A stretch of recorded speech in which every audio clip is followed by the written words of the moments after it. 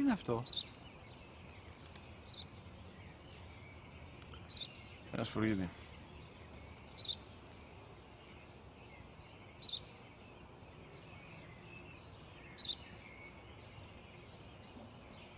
Τι είναι αυτό?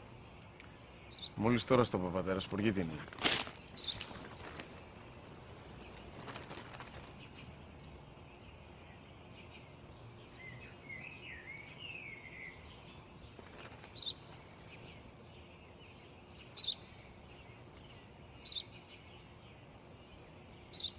Τι είναι αυτό? Ένα σπουργίτη είναι, πατέρα. Ένα σπουργίτη. Σπου-γι-τι!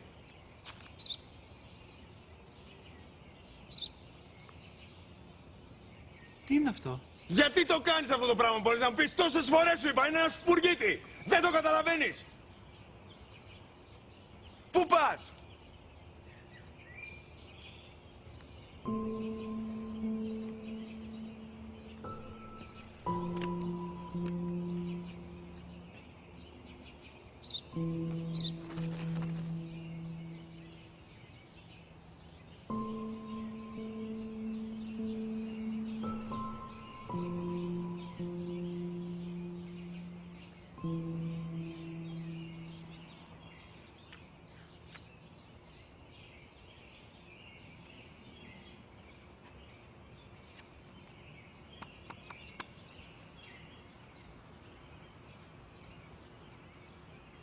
Δυνατά.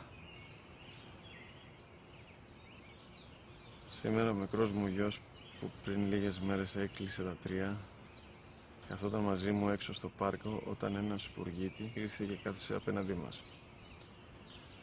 Ο γιος μου με ρώτησε 21 φορές τι ήταν αυτό και του απάντησα και τις 21 φορές ότι ήταν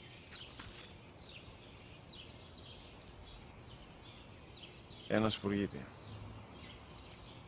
Τον αγκάλιασα τρυφερά και τις 21 φορές που μου έκανε την ίδια ερώτηση, ξανά και ξανά, χωρίς να εκνευριστώ, νιώθοντας στοργή για το αθώο μου αγοράκι.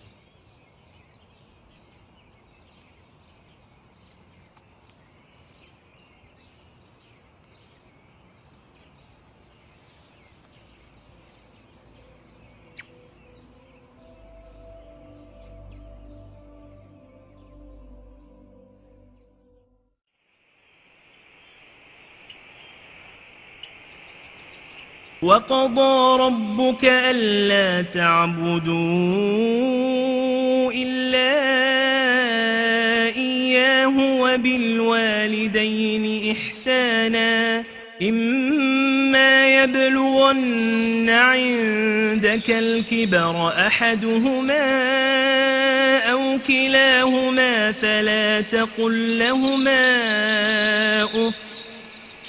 تقل لهما أف ولا تنهرهما وقل لهما قولا كريما واخفض لهما جناح الذل من الرحمة وقل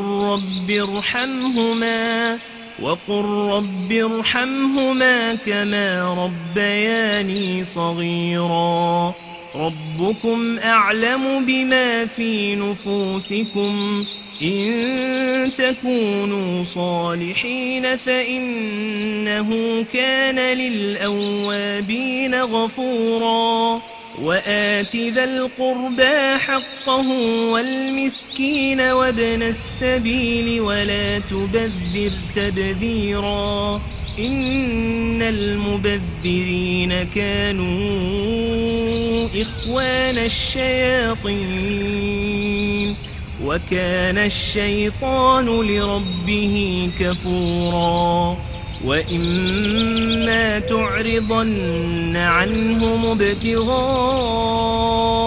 رحمة من ربك ترجوها فقل لهم قولا ميسورا